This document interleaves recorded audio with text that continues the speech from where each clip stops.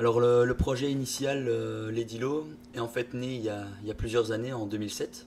On a commencé à la base juste Aurel et moi, par des petites covers acoustiques et des compositions assez basiques. Ensuite le projet a pris de plus en plus d'ampleur et a pas mal tourné.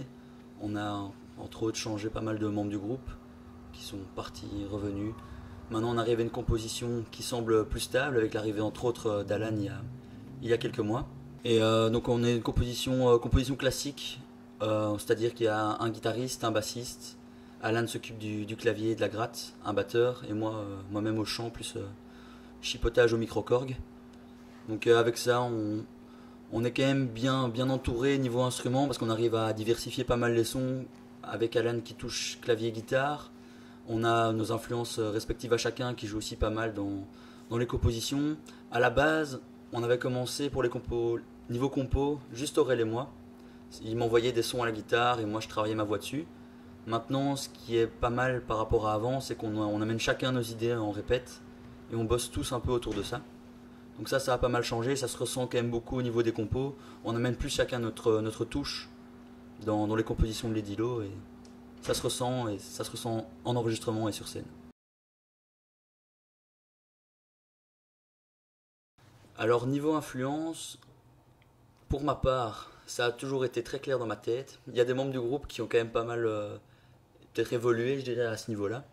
Du style Hugo le bassiste, qui était plus braqué, on va dire, du côté du rock un peu plus hard, du style System of a Down, qui s'est rétracté du côté obscur ou non de l'indie rock, on va dire. Toi, Aurel, t'étais plutôt ska, reggae, si je me trompe pas. Et c'est aussi plus braqué de ce niveau-là. Je sais pas si c'est moi qui ai attiré les personnes de ce côté-là. Mais maintenant, on va dire, on est plus cohérent au niveau influence. Peut-être que ça nous aide à progresser, peut-être pas. Mais du moins, on va dire que quand on écoute un groupe du style Killers, Block Party, Maximo Park, on est tous d'accord pour dire que c'est quelque chose de très correct et que si un jour on pouvait arriver à ce stade-là, ben, la vie est réussie, quoi.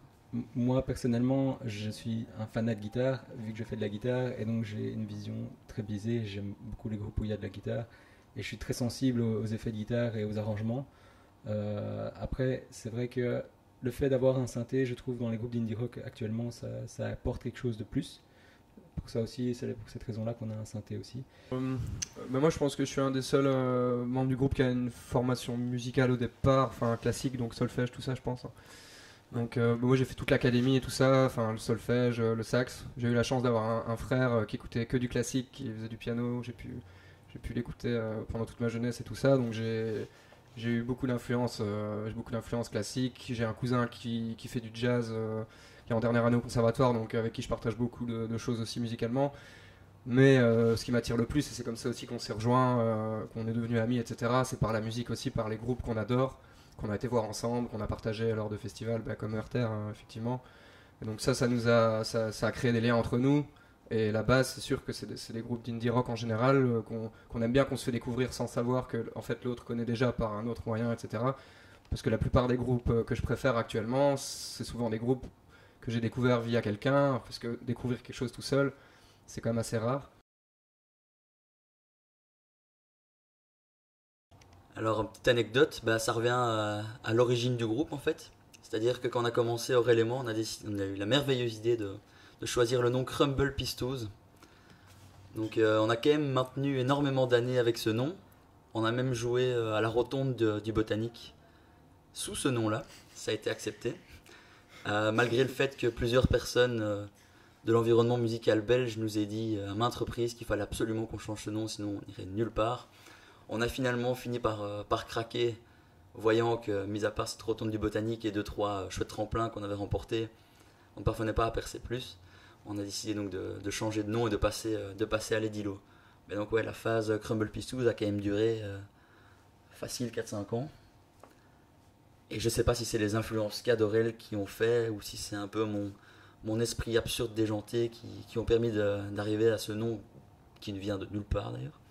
Parce que le crumble, ouais, c'est bon, le pesto, ouais, mais. Donc voilà, petite anecdote qui nous fait revenir quelques années en arrière. Moi, j'ai donc une petite anecdote suivant le nom maintenant de Lady Low.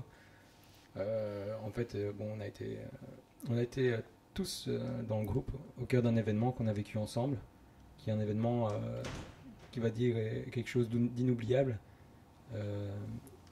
Et ça a vraiment marqué chaque membre du groupe et ça nous a soudés aussi. Même si c'est vrai que depuis, on a un musicien qui est parti, même 2, et qu'on a remplacé, mais on va dire que on est quand même imprégné par le lot de Lady Lo, qui nous rassemble très fort. Et donc, mine de rien, sous nos côtés bonne humeur et sous la musique qu'on essaye plus ou moins joyeuse, de donner une musique plus ou moins joyeuse, on va dire qu'il y a quelque chose qui nous rassemble, qui est ce lot. Et si vous voulez voir un petit peu ce que ça donne, venez nous voir sur scène. Bah donc, étant donné que ça doit être quelque chose quand même d'assez général, donc moi je changerais plutôt dans la racine du système du capitalisme. Je remplacerais l'argent par la musique en fait, tout simplement. Et donc ce sera un monde qui serait dirigé par la musique. Donc chacun, il faut encore voir comment on arrange le truc. Hein.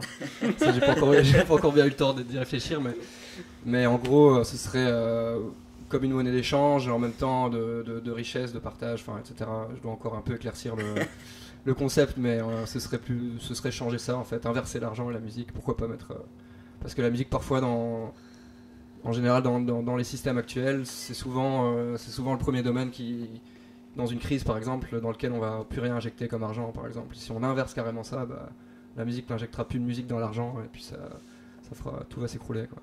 Enfin, c'est encore un peu à éclaircir, hein. On verra bien. T'as été si loin.